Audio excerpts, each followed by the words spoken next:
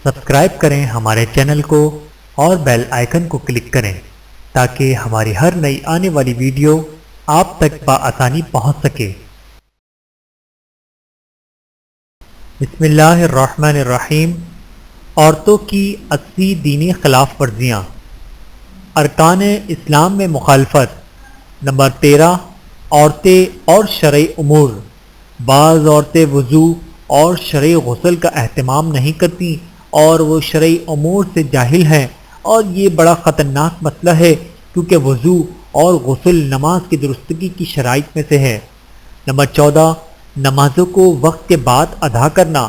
بعض عورتیں نماز عشاء کو تاخیر سے ادا کرتی ہیں اور اس کا سبب یہ ہے کہ وہ میک اپ وغیرہ کر کے رات کو شاپنگ وغیرہ کے لیے نکلتی ہیں، پھر وہ گھر لیٹ واپس آتی ہیں اور اس کے نتیجے میں وہ رات کو لیٹ سوتی ہیں، اور پھر نماز فجر بھی طلوع آفتاب کے بعد ادا کرتی ہیں، جبکہ یہ منافقوں کی صفات میں سے ہے۔ حالانکہ نماز کی پابندی اور صحیح ادائیگی کرنے والی عورت کا ثواب اللہ تعالیٰ نے جنت قرار دیا ہے۔ ارشاد نبوی صلی اللہ علیہ وآلہ وسلم ہے، جب عورت 5 نمازیں پڑھے، ماہ رمضان کے روزے رکھے، اپنی شرمگاہ کی حفاظت کرے اور اپنے شوہر کی اطاعت کرے، اسے کہا جائے گا جس دروازے سے تیرا جی چاہے جنت میں داخل ہو جا۔ بحوالہ صحیح ابن حبان۔ نمبر 15، بعض نمازوں کی قضا نہ دینا۔ اکثر عورتیں اس نماز کی قضا نہیں دیتی جس کا وقت ہو چکا تھا، لیکن ابھی عورت نے وہ نماز نہیں پڑھی اور ایام مخصوصہ شروع ہو گئے، حالانکہ عورت کے پاک ہوتے ہی فی الفور اسے یہ نماز ادا کرنی چاہیے۔ اسی طرح جو عورت عصر کے وقت اپنے مخصوص ایام سے فارغ ہو، اسے چاہیے اس دن کی نماز عصر اور عصر اکٹھی پڑھے، کیونکہ معذور، بیمار اور مسافر کے حق میں ان دونوں نمازوں کا وقت ایک ہے، کیونکہ وہ بھی طہارت کے لیے لیٹ ہونے کی وجہ سے معذور ہے، اور اسی طرح نماز عشاء کے وقت پاک ہونے والی نماز مغرب بھی ادا کرے۔ فضیلہ شیخ عبدالعزیز بن باز رحمۃ اللہ کا یہی فتویٰ ہے۔ نمبر 16، شوہر اور اولاد کو ترک نماز پر کچھ نہ کہنا۔ ہر مسلمان بہن کو معلوم ہونا چاہیے کہ جو شخص عمدن نماز چھوڑے وہ کافر ہو جاتا ہے اور اسے مرتد سمجھا جائے گا، اور مرتد سے متعلقہ کچھ احکامات ہیں۔ ان میں سے ایک حکم یہ ہے کہ اس کا اپنی مسلمان بیوی سے نکاح ٹوٹ جاتا ہے، اور اس کا اپنی بیوی سے تعلقات رکھنا اجنبی عورت سے تعلقات رکھنے کی طرح ہے، اور اس کی اس سے ہونے والی اولاد غیر شرعی ہے۔ لہذا مسلمان عورت نماز چھوڑنے یا نماز میں سستی کرنے والے شوہر پر کیوں کر خوش ہو سکتی ہے۔ نمبر 17، بچیوں کے بالغ ہونے پر ماں کا ان کی تربیت کا اہتمام نہ کرنا۔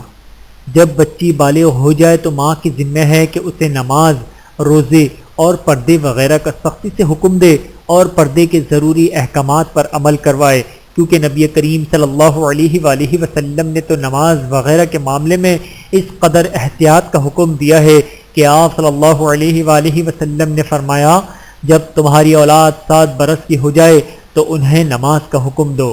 بحوالہ صحیح ابی داؤد۔ حالانکہ 7 سال کی عمر میں بلوغت نہیں ہوتی، لیکن نماز کی عادت ڈالنے کے لیے 7 سال کے بچے کو نماز کا حکم دینا ضروری قرار دیا گیا ہے۔ نمبر 18، عورتوں کا نماز میں سر پر چادر نہ لینا اور پاؤں ننگے رکھنا۔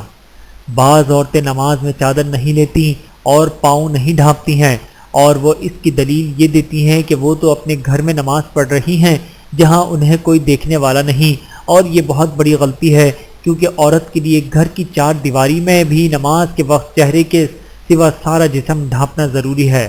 نمبر 19، کپڑوں کی صفائی کا اہتمام نہ کرنا۔ بعض عورتیں لباس اور جگہ کی پاکیزگی کا اہتمام نہیں کرتی، حالانکہ یہ نماز صحیح ہونے کی شروط میں سے ہے، اور ویسے بھی گندگی اور نجاست شیطان کو پسند ہے، اور اللہ تعالیٰ کو صفائی اور طہارت پسند ہے۔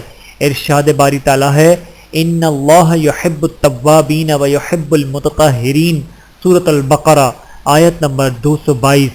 ترجمہ، یقیناً اللہ تعالیٰ بہت توبہ کرنے والوں اور بہت صاف ستھرا رہنے والوں کو پسند کرتا ہے، اور نیز یاد رکھیں گندگی میں ملوث رہنا عذاب قبر کا موجب ہے۔ نمبر 20، نماز کے حقوق و واجبات کا اہتمام نہ کرنا۔ بعض عورتیں قیام پر قدرت رکھنے کے باوجود بیٹھ کر نماز پڑھتی ہیں، حالانکہ اس صورت میں ان کی نماز باطل ہے اور بعض عورتوں کا جسم ننگا ہوتا ہے اور وہ اس کی پرواہ نہیں کرتی اور جاندار اشیاء کی تصویروں سے بھری ہوئی جگہ پر نماز پڑھ لیتی ہیں، حالانکہ جس گھر میں کتا اور تصویر ہو اس میں فرشتے داخل نہیں ہوتے۔ نمبر 21، مال اور زیورات کی زکوٰۃ نہ دینا۔ اکثر عورتیں اس مال اور زیور کی زکوٰۃ ادا نہیں کرتی جس کی وہ خود مالک ہے، حالانکہ عورت پر واجب ہے کہ جب اس کا مال زکوٰۃ کے نصاب کو پہنچتا ہو اور اس پر سال گزر جائے تو اس کی زکوٰۃ ادا کرے، خواہ وہ زیور اس کے استعمال میں ہو یا محفوظ کر کے رکھا ہو۔ سماحت الشیخ عبدالعزیز بن باز رحمۃ اللہ، فضیلہ شیخ محمد بن یاسمین رحمۃ اللہ اور فضیلہ شیخ عبداللہ بن جبیر رحمۃ اللہ کا بھی یہی فتویٰ ہے۔ ارشاد باری تعالیٰ ہے والذین یکنزون الذہب والفضہ ولا ينفقونها فی سبیل اللہ فبشرهم بعذاب علیم یوم یحمى علینا فی نار جہنم فتکوى بها جہابهم وجنوبهم وظہورهم هذا ما کنزتم لانفسکم فذوقوا ما کنتم تکنزون۔ سورۃ التوبہ آیت نمبر 34 اور 35۔ ترجمہ، اور وہ لوگ جو سونا اور چاندی کو جمع کرتے ہیں اور اسے اللہ کی راہ میں خرچ نہیں کرتے، پس انہیں دردناک عذاب کی بشارت دو۔ اس دن یہ سونا اور چاندی جہنم کی آگ میں گرم کر کے ان کی پیشانیوں، پہلوؤں اور پشتوں کو داغا جائے گا۔ یہ ہے وہ جو تم نے اپنے لیے جمع کیا ہے، پس اپنے جمع کردہ کا مزہ چکھو۔ نمبر 22، ماہ رمضان کی عبادات کا اہتمام نہ کرنا۔